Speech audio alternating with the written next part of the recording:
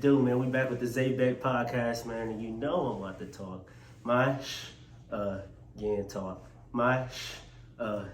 So today episode, man, I got my big bro Roland on this episode, man. What's up, y'all? We're gonna talk about taxes and promoting, but start off and give them a little introduction about yourself, man. How's it going, man?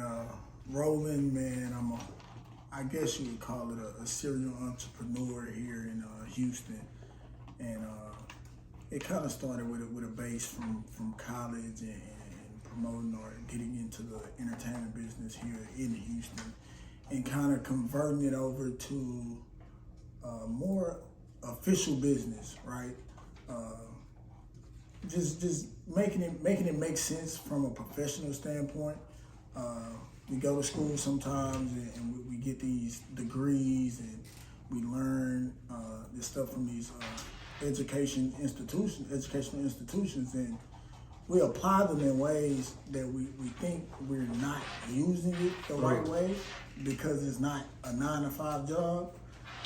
But we kind of figured out how to, I think a lot of people have now figured out how to convert these unconventional jobs and hustles into professional things, and it kind of parallels with what you learned at school, even though you didn't take the conventional route that people thought or would think to take. Okay, so going off that, let's start off. What school did you go to? What school did you attend? Man, probably the best HBCU in the world, man. Okay. A lot of people will say Texas, but we Prairie View A&M University. Okay, talk your shit.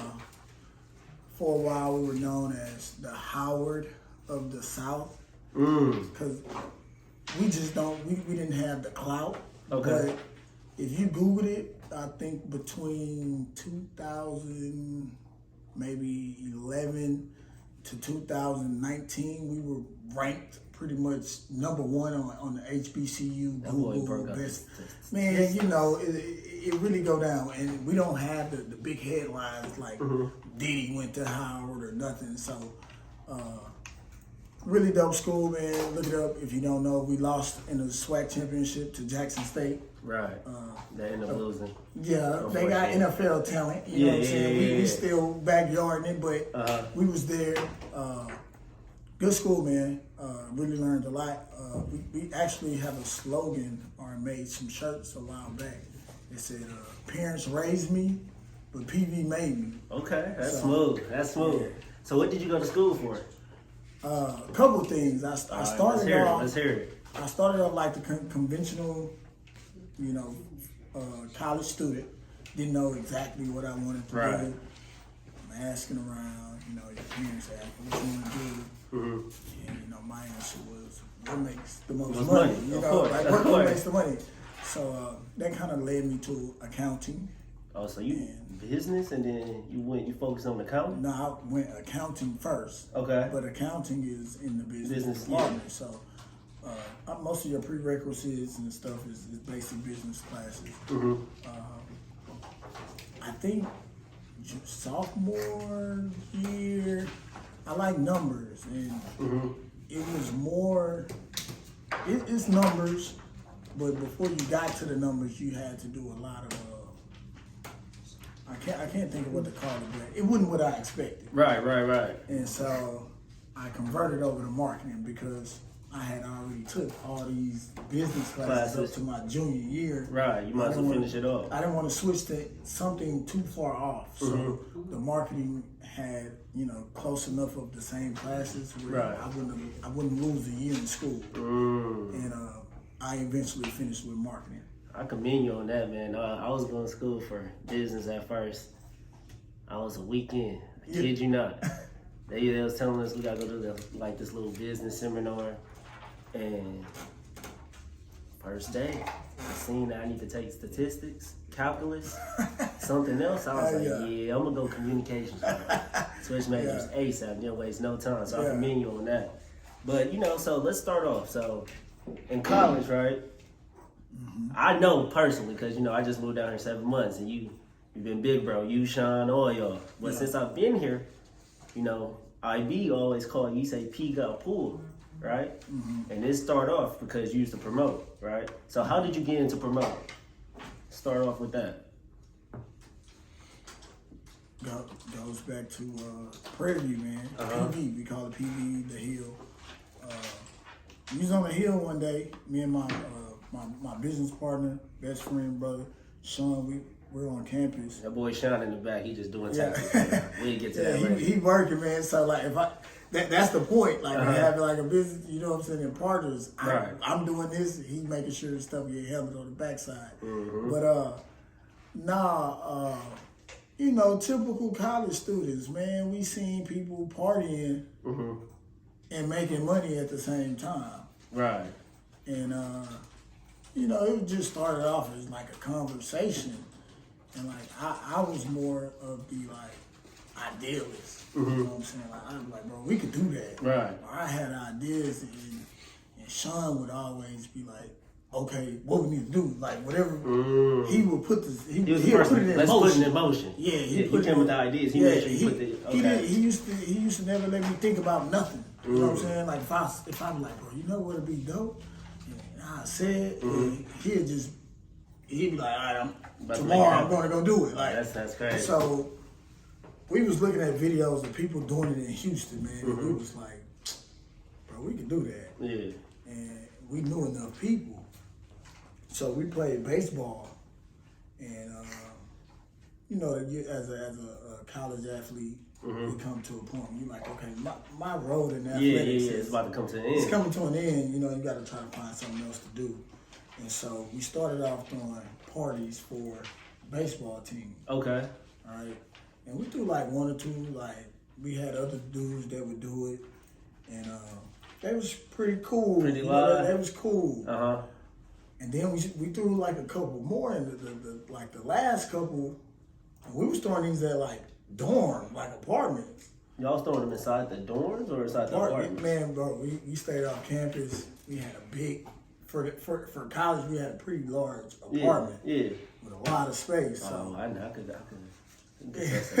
So we started throwing these parties, man, and more than the baseball team started showing up.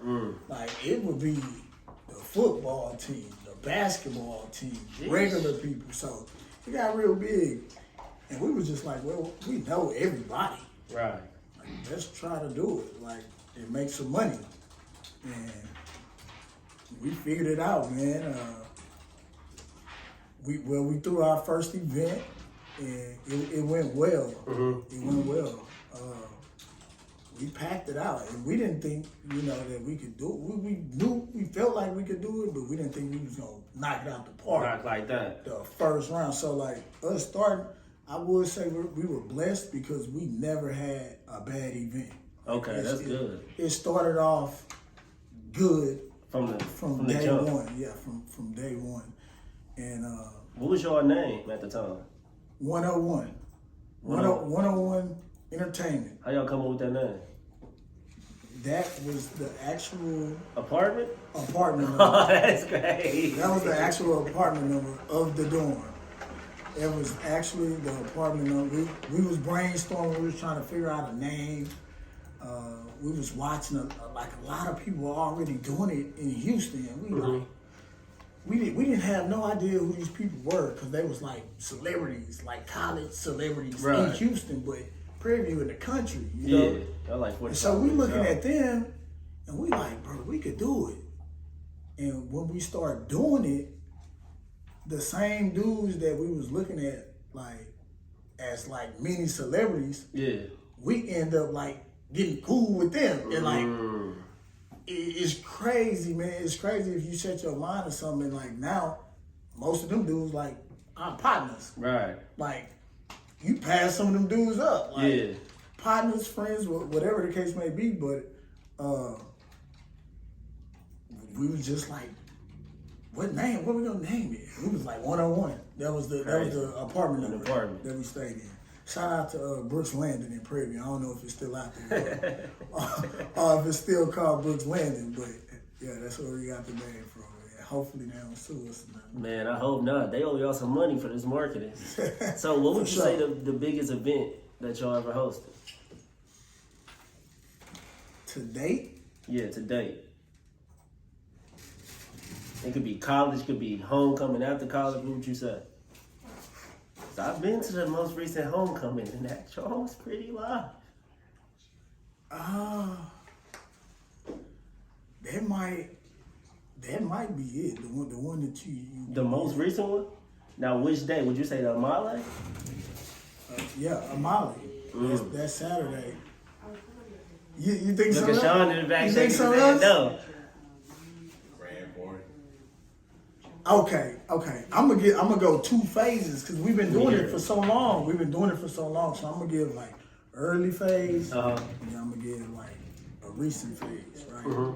So when we was like at our peak doing it, we threw the grad party, Big Bros, Cornell, DJ Mr. Rogers. They kind of honed us. They was like our mentors. Right. So they had this huge graduation party. You know, they're older than us, and they had this huge graduation party, and we kind of came in with the new wave of it. Yeah. And man, that was our first time like seeing some major. Before I answer that, this played a part too. I forget about this, and people who watching, like I want them to understand this too, right? Right. You have this mind frame of what something is, right? So when we first started, we wanted to be party promoters. But what are you really? You know what I'm saying? Like, you're not a party promoter. You're probably a marketing person. Right. Right. Pretty much. So, with that being said, like, don't be closed-minded to I'm a party promoter. Right. You're a marketing a marketing person or a PR person. And I say this because it was either before we threw our, it had to be after we threw our first party. Mind you, nobody really know us like that as promoters, right? We threw our first party, it was crazy. I don't remember what happened right after that, but I know we got this opportunity, and it was, and a lot of people don't know this too, but we met a guy that was like, man, I know y'all from the party stuff, but we played sports, and he was in the, sports department, and he was like, man, look, I'll give y'all an opportunity on like some marketing. And we was like, okay, cool. Little did we didn't know, what he was talking about, but we was like, man, whatever it is, we can do it. Exactly. And long story short, we were like sophomores, juniors in college, and we got a contract to promote a big football game. A huge football, like probably the biggest football game. Was it an HBCU or like? Yeah. The Battle of the Bands. I mean, not the Battle of the Bands, but the Labor Day Classic. Labor Day Classic is real big. It's our rivals, TSU versus PV. Rival football, and people was going to the game. People was worried about going to the game or getting the flyest outfit to look cool to go to the game. For the game? We were getting paid to promote the game, like pass out posters, flyers, and that's when we saw like our first real check, and that kind of forced us it forced us to do certain things. Like we had to go get a DBA, we had to go get an LLC, because to get that paperwork for that contract, you have to have certain things in place. And we got our first check for like $10,000, bro. That's like sophomores, bro. Yeah.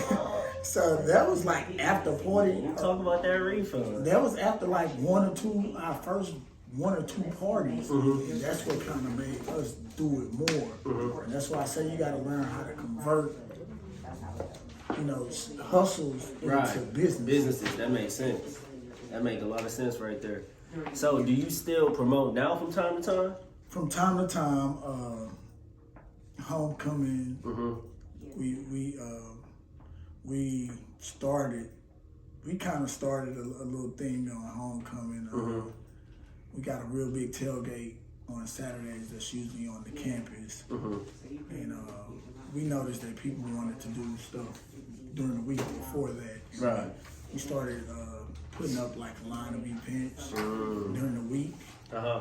And it really took off, man. And it's crazy. And that's why I'm going to get back to the question that you asked. The largest events, people-wise, money-wise, was definitely the grad party when we were still in school. Outside of school, I would say last year, where we did a mega event. Our tailgate got canceled, and we decided to do throw our own tailgate here in Houston. And it wasn't just us. Shout out to Easy Life, JT, Grady, DJ Mr. Rogers, B Green, y'all know Cornell. We really like the top, on the yard, the top dog. So that's kind of when we come back and throw events in. I mean, like this past homecoming was. Man, that was really nuts, bro. It was nuts, bro. Hey, I bought a PV hat. I went to Prairie View. My name was Isaac that weekend. I kid you not. Yeah, man. Some people, it was some people with some down payments on some houses. Yeah. After that event, it was nice. So, why did you stop going? Keep it going. Like you promote from time to time for the homecomings. Why did you go full force and promote it? What made you stop or fall back a little bit? At the time, so in the promoting game, a lot of people fail to realize that it is a lifestyle. It's a lifestyle. Houston a lifestyle. Yeah, man. Houston is the 4th largest city in the world. If you Google it, look up the best cities to go out. Right. Houston goes between 3 and 4. Right? You got Vegas and Miami switch back between 1 and 2, or it's probably Vegas and then Miami, or Miami and then Vegas, and then 3 and 4 switches between Houston and Atlanta. Okay. So, with that being said, man, like people ask me all the time, like, hey, bro, how I be a promoter? First off, you gotta work your way up. Like, okay, yeah. You're not coming to Houston and just think you finna just hop straight in. Nah, man, it's political. It's very political. You probably gonna have to start somewhere and work your way up. But to answer the question, the reason that we kind of got out of it was because of the lifestyle, and we wanted lifestyle changes. Not that we couldn't do it no more. It was like, you don't want to no more. Until you might have to take some time out and go discipline yourself in certain areas. Right. And then kind of fizzle back in. Yeah. But you mentioned lifestyle. You want to chime in on some of the lifestyle changes or the lifestyle you got to be involved in when you're promoting that some people may not know about? Yeah. I mean, first off, your health, like when you go out, you're a promoter, right? That's your product. You want to be there. Your face has to be seen constantly. You have to be seen. So first off, financially, you trying to be the top promoter out here, you got to look like it. Gotta have that drip. You got to look like it. You know what I'm saying? That's not cheap. That's not cheap. Uh-huh. You're constantly eating out or eating late. Or eating bad. Because you're only going to be able to eat what's available to you. Late hours, you're getting home late, you're waking up late.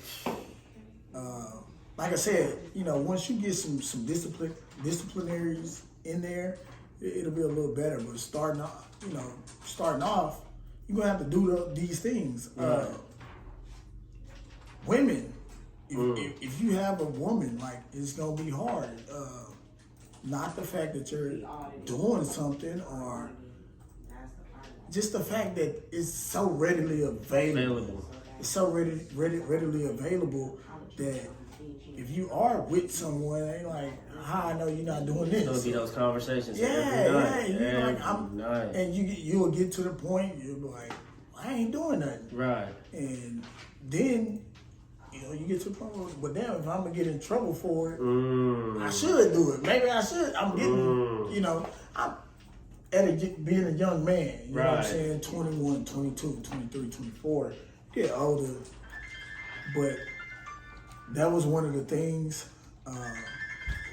those are some of the things that you run into. I mean, it's just the lifestyle. It's the lifestyle. Like you gotta be everywhere. You gotta be seen. You don't only go to your events, you go to other people's events. Man, I could go on that all day. All day. I give you all kind of reasons. Y'all get the gist, man. The volatility is volatile. One day, you can make $2,000 a Saturday for 2 months, 3 months, for 6 months, making $2,000 every Saturday. And something could happen, like a big fight or something happened in the parking lot. Underage person getting in the club and getting too drunk. Getting too drunk, have a car wreck. That club owner is shutting that club down. Now So even real quick, so somebody get drunk or underage person get drunk and they have a car wreck, they throw that back to the club where they was at? The scene they was at? What? Back to the club, and as well if they can, back to the bartender as well. Damn. Bartender gets charged with manslaughter. Yeah. As a if you're a bartender out there, I mean, if they're a bartender, they don't. Take them IDs. Yeah, as a bartender, man, not even IDs, not even if, even if somebody is of age. Right. A bartender is responsible. So if they seem like they're too intoxicated, they're technically not supposed to serve them. So if that person goes out and kills somebody, that bartender gets arrested. Sheesh. Yeah. You learn something new every day. I did not know that. Yeah. That's crazy. All right. Any last advice before we move on to the next topic for promoters? Or people looking to promote, even out of Houston. What about what sparked people interest? Is it something like how with y'all's like we could do this? What you say could spark somebody interest to get into promoting if they feel like they got the clout in their city? Because maybe it's not Houston, maybe they look to promote somewhere else. They got the clout in their city. What advice would you have for them to just if they feel passionate about it enough to just take advantage of it? Especially from your standpoint, we was like, don't look at it as just being a party promoter, but marketing. So do you feel like people that just good at marketing, they can be good at marketing a party as well and promoting it? 100%. 100%. 100%. If you're good at marketing, you can be a promoter anywhere. If you're good at marketing, you can be good at anything. I heard a quote today that I really like. Let me hear it. And I'm probably gonna say it wrong, but y'all will get what I'm saying. I heard it today, and I'm probably gonna use it too, utilize it. But it was a marketing person, a young lady, and she said someone asked her how much should you spend on marketing, or how do you budget your marketing? How do you budget or create your marketing budget? And it was I gotta go look at it again, but it was along the lines of, she said, the budget for marketing is to keep purchasing it until I get the results I want. That's what she said. Right. She said, keep purchasing it until I get the results that I want. So if she wanted $1 million in sales, she was saying, I'm gonna just keep purchasing marketing or keep spending money on marketing until I reach $1 million in sales. So that's any business. If you can do marketing, you can do any business. Yeah. That's good, man. So let's talk about this, taxes, man. The tax franchise. The tax franchise name is taxability, right? Yeah, taxability. So first off, I want you to talk about how did you get into taxes? What made you start your career in taxes? After going for promoted, what made you think like I wanna get into taxes? So it was kind of connected to promoting. And that's another thing about promoting or doing marketing. Utilize it. Right. Utilize it, and which we did. We built a lot of relationships. Right. You meet a lot of people with money in the promoting industry. You meet a lot of people with money. Don't be scared to ask questions. What you do, how you do it. Exactly. You should never network. Especially when you see a guy you're around the same age. Yeah. Talk to him, man, and you never know like how far that connection or that relationship will go. But a friend of mine, we're actually good friends to this day. I had just met him. He had moved here from a different state, and he was buying like tables and stuff like that. And after like maybe the third or fourth time, just us being the cool people we is, right? He was cool. We was like, man, you know what I'm saying? Like, you ain't gotta buy no tables no more, bro. Just come chill with us. Yeah. And him and his girl, they came and chilled with us. And from there, we just built a relationship, and we found out that he had a tax office. And so that's what kind of piqued the interest, just talking about it. Eventually, we branched off on our own. So y'all started at his tax office? Correct. Well, we started as a franchise. A franchise, okay. But see, my mom already ran a tax office. But we went on and franchised with him.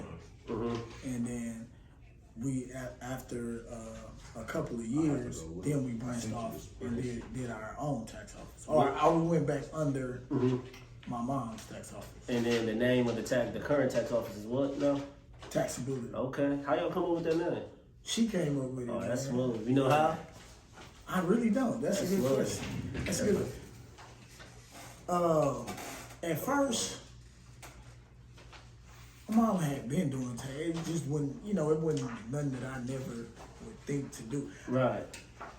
I never knew how much money my mama made doing taxes. We're going to talk about that later. We're going to talk about that. Yeah. The reason we got into it was because the guy was seeing numbers. Like, you made what? No, he was right. asking me to send it to him. And what? I see it. Yeah. But yeah, we can get into that. We're going to get into that later. Let's get into that later. Yeah. All right.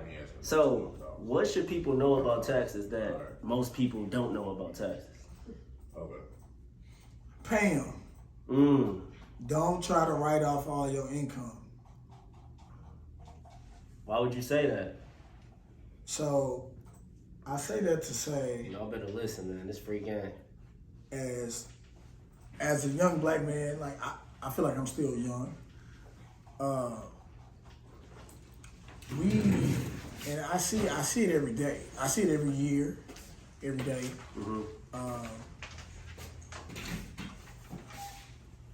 And it's mostly for the people who, middle class, right below middle class, right above middle class,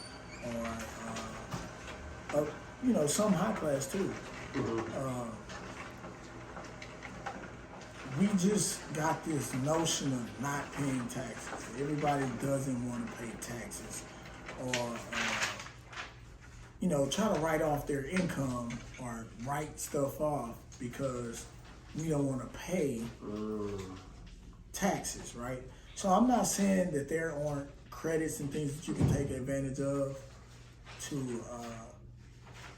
to knock off what you pay, but you want to find credits that knocks down your taxable income instead of actually writing off your actual income. And I only say that to say is we weren't taught financial you know what I'm saying, in It school, wasn't at growing all. up, we weren't really taught financials like that. Mhm. So we just know at the time, like, hey, I just filed my taxes. I owe $1,500. I don't want to pay nothing. Right. And what ends up happening is you write off a bunch of income, and now you're telling them on paper you make way less Than what you actually than make. what you actually make. So basically, you saying if you make the paper, there's no problem with paying that $1,500 if you got the money to pay it, because that's the reason why you making money. So why do our people or people that's listening think it's a bad thing to pay taxes?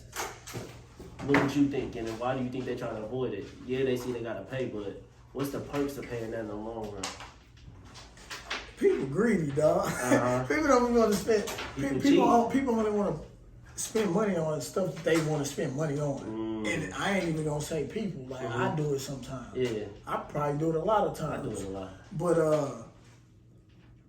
I don't, bro. I don't. People want to be bosses, right? Right. I'm a boss. I do it. I'm a boss because I got some $1,000 shoes on. I'm a boss, bro. But then your tax return $3,000. You trying to write the $3,000 off. In certain situations, it's cool. You know what I'm saying? If you make $130, if you make $130,000 a year, and you write off 30, you still at 100. Cool. Right. You know what I'm saying? If you're making between 75 to 30 or 30K to 75K, you don't need to be writing nothing off. You don't need to be writing. You want a house. You know, you eventually want a house. You eventually want to be able to go afford whatever car you want to buy off the lot. Okay. At a lower interest rate. You know, outside of credit. I mean, it goes hand in hand. And once you get older, you start to realize that, like, I gotta stop cutting my income in half just because I'm trying to avoid to pay $2,000. Slow it down real quick, because I think they just let that ran over their head right there. So you saying when they write off, when they reduce the income, what they make, so when they go to these dealerships, when they go to get these houses and get that home mortgage, since they want to write something off to pay less or get a return, that's affecting them from getting that house or getting that car? That's affecting you from doing real boss stuff. Jeez. So a boss, you know what I'm saying? A boss make 200K, 100K, and they sit down and we used to be scared. We used to be scared when somebody owed, right? Right. When they owed taxes, Yeah. we used to be like, dang, I need to write off Uh-huh. a lot of stuff Yeah. to get this down to zero. Why was y'all scared? Y'all didn't want to have that conversation with them? Not even a conversation. We felt like that was the only thing valuable enough for us to get paid for Gotcha. the tax return. Gotcha. Like we felt like if somebody sit their stuff down in front of us, they expecting us to get it to zero. Right. And over the years, we learned, you know, that same person come sit their stuff down in front of me, we gonna do the return. Yeah. You know, real deductions, you know, whatever real deductions you have, and we might be like, all right, you owe back $2,000 Right.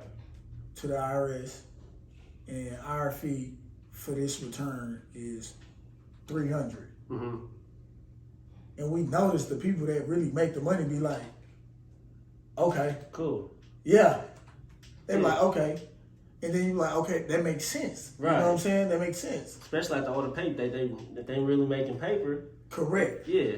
Which it goes back to why the person that making 35, 40, 45, they probably don't want to pay that because they like, man, I can't pay that right now. Right. You can always set up payments. As long as you set up payments and you paying something, you're good. But file it. You know what I'm saying? File that return, call the IRS, set up a payment plan. They already behind. You set up a payment plan, man, you good. And then if somebody asks for your past 2 years tax return, Yeah. you good. You solid. You good. Yeah. Bro, it's a whole community of people who try to stay in high rises, and they do the whole little.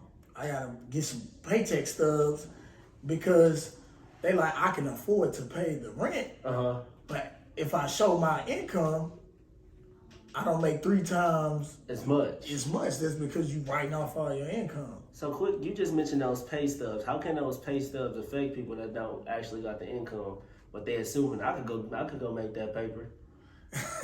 I mean, you get sometimes, your hard times, you miss their rent.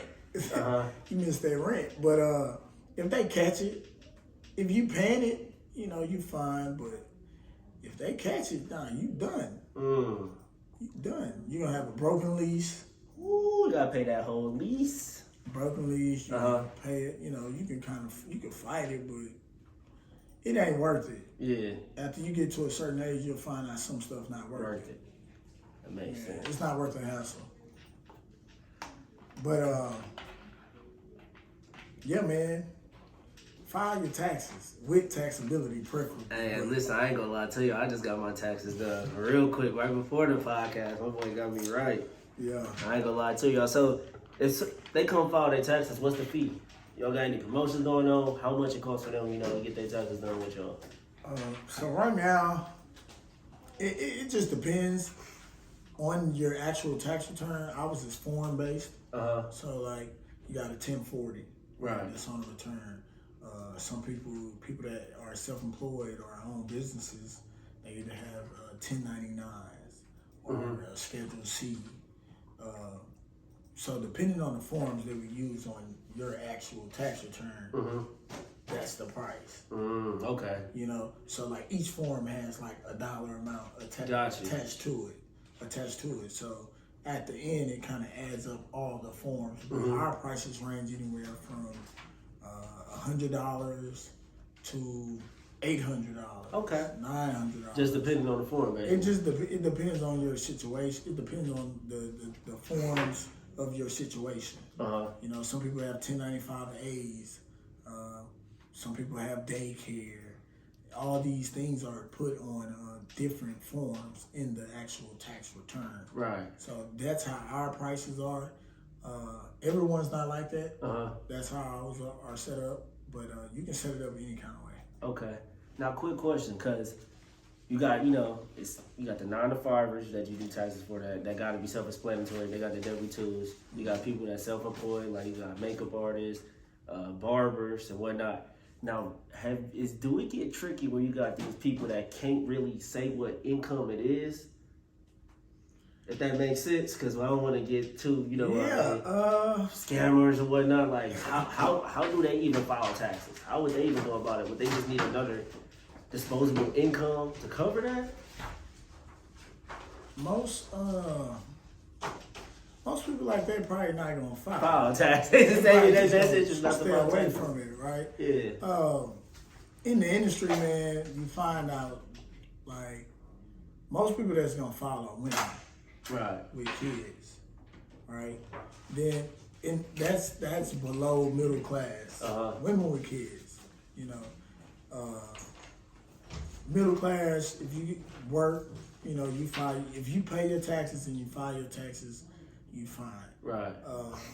But our clientele is mostly women with kids. We got the 9-to-5 working man to come file. Hey, shout out to your boy Zay. Seriously. And we gonna get that, but we don't see too many like. Quick question: you said women with kids. Do you ever see the male come in and claim the kids? Yeah. It's rare. It's rare. Man, ladies, let the baby daddy follow the kids this year, man. Let him follow the kids, man. Especially if he been doing good, he's been in the kids' life. Let him get that. Let him follow the kids. So, one of the things about that too, though, is once you kind of built the history of filing that kid, sometimes switching, it get a little tricky. Yeah, the IRS will kind of stop it and be like, hey, what's going on here? Why did you file? Because I seen that question when I was filing. I'm like, whoa, I ain't filing no. Okay. So I mean, it's a bunch of different things that happen over the years. But that's one. If you flip flop too much, they'll stop and be like, "Hey, what's going on with The this situation. kid? Who's taking care of this kid?" Mm-hmm. Technically, the person that's supposed to carry the kid Yeah. is the person that provides 50% or more Mm-hmm. of that household. Okay. That's who's technically Supposed to fall. right. There's like 7 rules to see who carries the dependent. Okay. And you must meet all 7 of these rules to be able to carry the kid. Does it always happen like that? Right. I'm sure it doesn't. But every now and then we get some guys come in here and they'll file with the kids. A couple of years ago, it was a real big problem with people beating the other parent to the punch. Yeah. Because at one point in time, it was like whoever files them first, that's who was going to get the money. What? I remember that point in time. Yeah, so the parents would race. That's The crazy. daddy and the mama, they would race to get it done.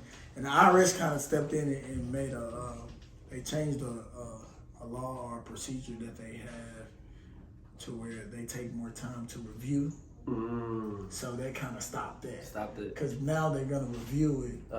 If both parents file, they're going to stop it Yeah. and send letters out and say, hey, who can prove these 7 rules? Sheesh. And whoever can prove the 7 rules, that's who gets Get the credit. money.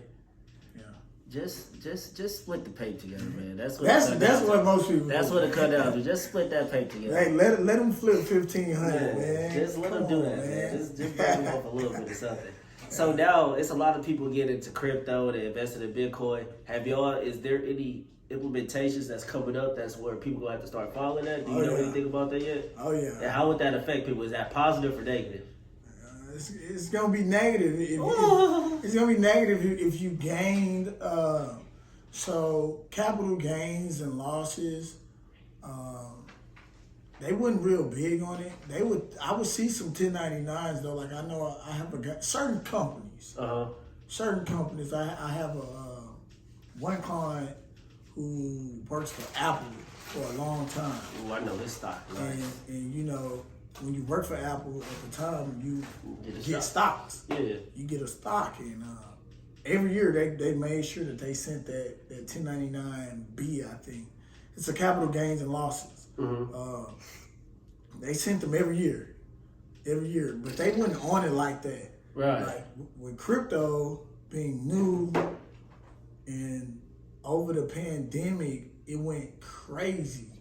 Everybody invested in something. Remember, they took like 3 stocks off of Robinhood. Yeah, they took it off. So when they seen that, like the government wants some of that. They like, okay, y'all winning. Greedy. So we need some of that. Right. So I think starting next year, this year, like you got to report your capital gains and losses. Like even if Man, please. Hey man, look, check y'all apps, man, and go and look for tax information, because y'all might have 1099s in there, and if you don't file them, it'll stop your return, and then they'll be like, hey, you're missing a 1099 from What? Yeah, and also kind of how Sean was telling you earlier, you don't have to take it all the way out and liquidate it into your bank account. Yeah. Just the fact that if you sell it. So what I did was I sold all my stocks and I put it into crypto. So he basically saying I gotta follow that. Because as long as you sell it, they're looking at that as a capital gain. Yeah. All right. So let's talk about the franchise. So how is it running your own tax franchise? It's What's the pros and what's the cons about it? Let's get into it like that. I mean, the pros, is, of course, is having something that's yours. Right. Like we get a lot of people that come in and ask, like, who y'all under, or who are y'all franchised under, or like who y'all with? Right. And we like Thinking y'all with one of the big brands. Yeah. And we're like, taxability. They're like, it's us, it's ours. Fuck us. That's of course a pro. Being able to grow and give people that you know an opportunity. Being able to teach people how to do it and do it right. Like, Right. it's a lot of fraud going on in the tax world. So we take pride on also being like one of the good places. Right. You know what I'm saying? Like somebody could come and get their taxes done and not be afraid or you know, and we're honest. We're honest with the clients. We tell them up front, we're very black and white. And we just want being a hub, being able to franchise a hub that is gonna do everything the right way. Right. Because it's so many options Real to quick. go get it done the wrong way. They're doing stuff the right way right now. That's what y'all hearing in the back. They doing things the right way. I'm telling y'all, come to taxability. Alright, yeah, what you were saying, bro? Yeah, man, just being able to do that because there's so many janky options. Exactly. Like it's almost, I done had some janky. it's almost janky everything. And so we wanted to be able to put a lot of good offices in a lot of different places. That And makes that's what sense. made us start franchising. I appreciate that for y'all. That's dope. So what would you say some of the cons is then about owning your own franchise?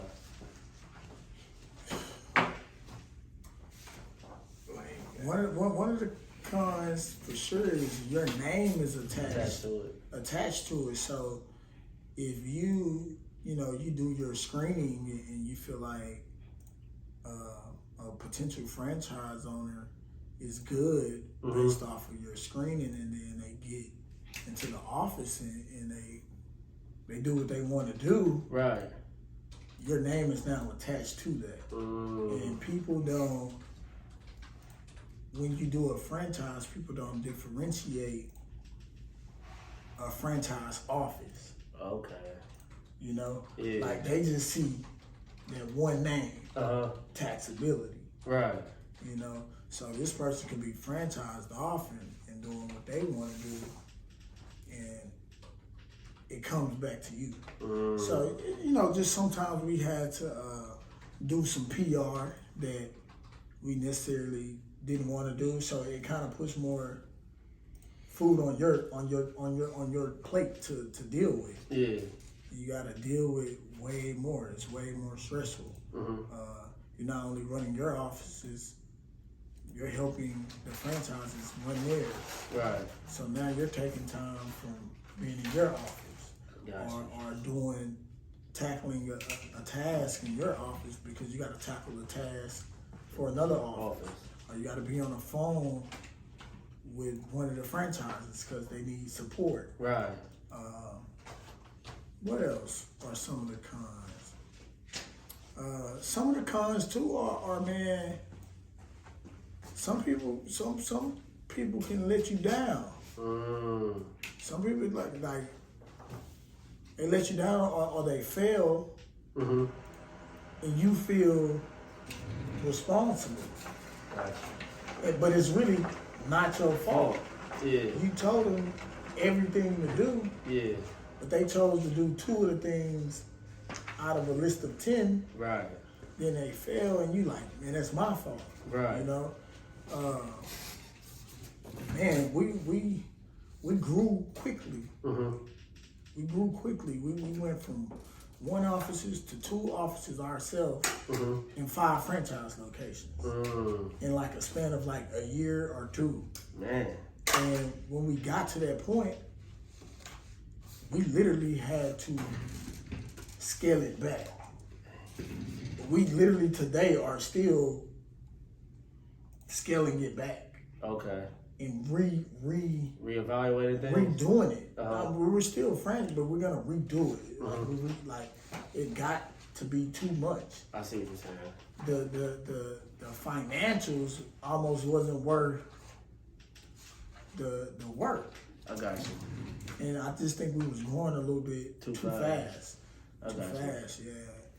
So when you do taxes, y'all get paid every 2 weeks, bi-weekly? Like How do y'all get paid? Is it at the end of the 4-month period? Let people know. How do y'all get paid?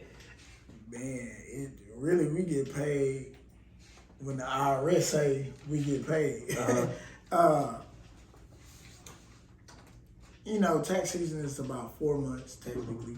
Right. January 1st to about April. April, March, April.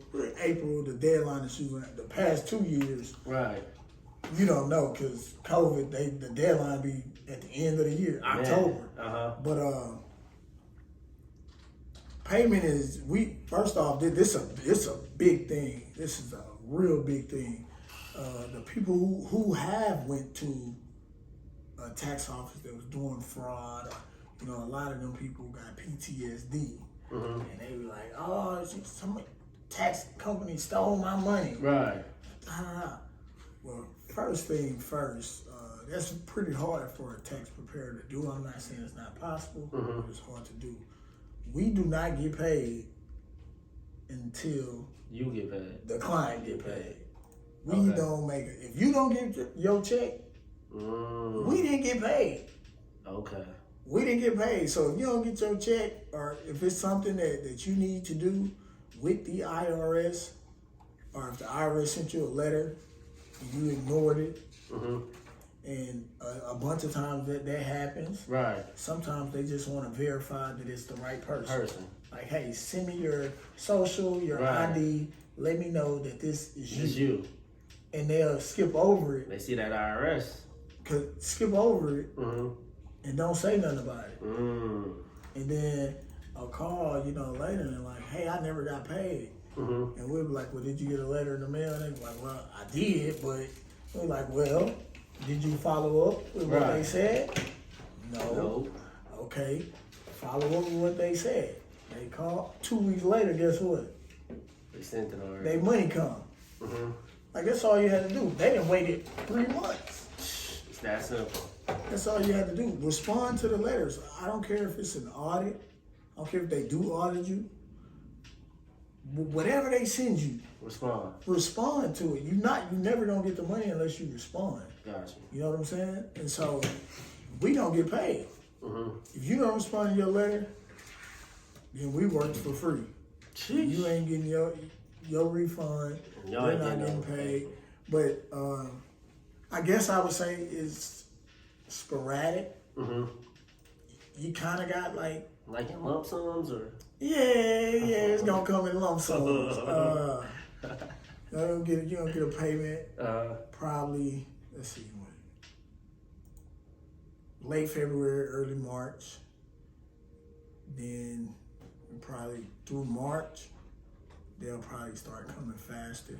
Through March, you probably just gonna get one like every 2 weeks. All the way into the end. As long as you still filing taxes, you still getting money coming in. Yeah. Man. Yeah. So, quick question. So, y'all based in Houston. Are y'all able to do other people's taxes from different states? We can do your tax from anywhere. Hey, y'all heard that? Anywhere except California. Not in Cali. I mean, we can do California returns. It's a completely different process. Completely different taxes. Like California is like a whole new world when it comes to taxes. Okay. So we've done a couple, but for the most part, we try to stick to everywhere else but California. Listen, all my people in the mill, file y'all taxes with taxability. Yeah, we got you, man. We also giving $100 away if you file with us. You get $100 the same day that you file. Come on, man, you can't beat that. So y'all getting paid to get. It got restrictions on it, but it's a good deal. Okay, so since y'all work, from January to April, what do you do after those 4 months is up? So what is the life for a person that owns a tax franchise? What do you do after those 4 months is up? Invest. That's what you better do. Right. Because you're going to be like me when I first started off.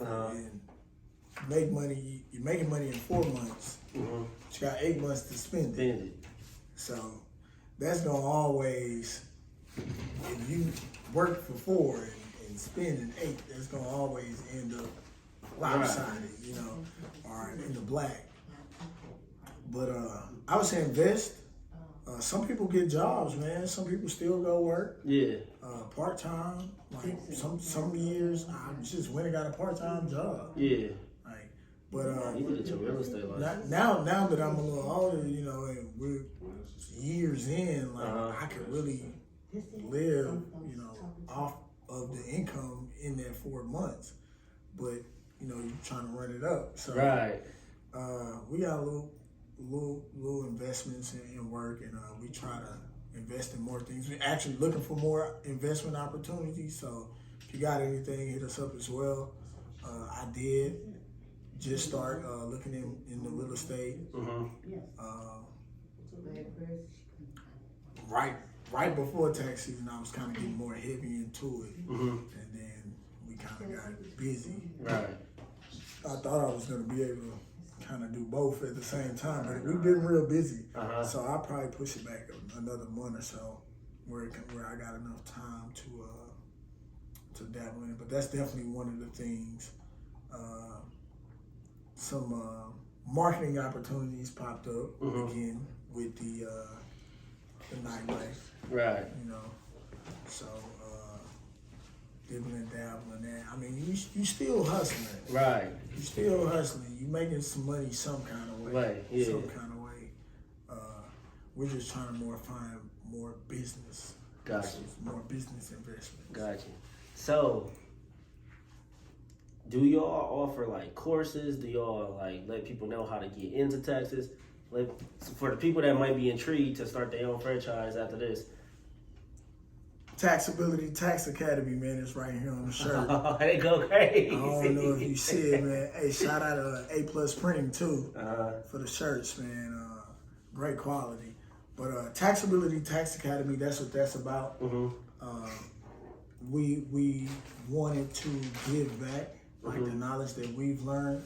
Like I said, you got a lot of people out here that are doing it the wrong way. Yeah. And we pride ourselves on doing it the right way. And that's why we started Taxability Tax Academy, because we was like, you can teach people the game and you can teach them the game right. Right. You know, like if you do it wrong, you're taking chances. It's the government. You know. Yeah. At the end of the day. Like that's federal time and federal prison. Like for real. Like if you doing something illegal in a tax office and they decide to come in there, it would look the same as a drug bust. Jeez. Like they're gonna come in gear, but they not gonna be confiscating paraphernalia. They're gonna be confiscating file cabinets and folders. They come in just like that. Like you would have swore somebody. Yeah, that's real. Okay. And a lot of people go to these classes, or people want to go to these other companies' classes because they see this lifestyle that they're living on. They making $1 million, but how are they making it? Exactly. You don't really know how or what they're doing to make that money. And you come trying to do what they teaching people to do what they're doing. And it's just creating just more and more fraud. Right. And so Taxability Tax Academy teach you the right way, but you can still run up a bag. Yeah. You can still run up a bag. And then you also create a business. We're teaching you the model of how to be successful, not just how to start a tax company. Not just getting on there and like, okay, here go the tax laws. This how you do it. Yeah. All right, good luck. Y'all taking it step to step with them, so they actually understand. We're really giving you the things that can make you successful. And one of the things, big parts of it that we pride on is the marketing segment of it. But for the most part, just giving people the opportunity without having to take jail chances, Right. or without having to be swindled or taken advantage of. Okay. We wanted to give people like a fair shot, a true fair shot. So we came up with Taxability Tax Academy. It's not live right now. We usually go live outside of the season. Mm-hmm. So we're probably looking at March, April, about May. Let me know I'm joining next time. Yeah, May we're going live, man. I need that lump sum. 4 months. It's a lot of free game, man. People are guaranteed that they got to do 2 things in life, and that's die and pay taxes. Right. You got to do it, and until we are older in age, you got to pay taxes. What's the age cutoff when you ain't got to pay taxes no more? I was hearing about this at work though. What is it, Sean?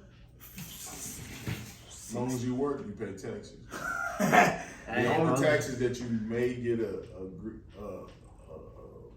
some type of assistance with is your property tax. Other than that, federal taxes. If you work, you get a W-2 or 1099, you pay taxes. Jeez.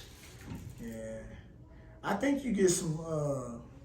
You do get some exemptions on your income if you're like a senior citizen. Okay. But not. You don't have to pay nothing. Jeez, the government gonna get their cheese, man. So the people that's not paying their taxes at all, that's gonna catch up to them, basically. Yep. If you making cash, I mean it's cash, Right. right? But if it's a way that you can track the payment, Like they putting into their bank accounts. yeah, not necessarily. They can track bank accounts too. I mean, you know, if you buying something big enough, got you. the Fed's gonna be like, "How you making your money?" Fans watching. Listen. You know, so if you buy a house, they're gonna be like, "Okay, how did you get the money to purchase a house?" You know, real slang gonna let you buy. Yeah, You ain't filed tax, they gonna ask you for 2 years. Let's go back to what you were saying earlier. writing your income off. Or capping on that or the dude that do make $200K cash. He like, you know, I don't want nobody to know I make this cash, because then that means I'm gonna have to pay taxes on it. Yeah. But now you can't buy nothing. You can't get nothing. Now, you can't show what you worth. It gotta be in your girlfriend name, your wife's name. Like everything you own is in somebody else's name. Listen, y'all, man, if you make that amount, be proud of what you made and just pay it. Pay it, bro. Because it's going to benefit you in the end when you're trying to get that house, because I done seen it a lot. I done been at the dealership with my girlfriend. She tried to get a car. They make her go through the most steps ever to get the car. So if you got the income, just tell them you got it. It's going to be a smooth process, because you made $200K. Who don't want to say they made $200K? So when you get that house, they see what you made. It's going to be easy to get that home, and your mortgage is going to be cheap. It makes sense. So before we end this video, I'm going to let you wrap it up.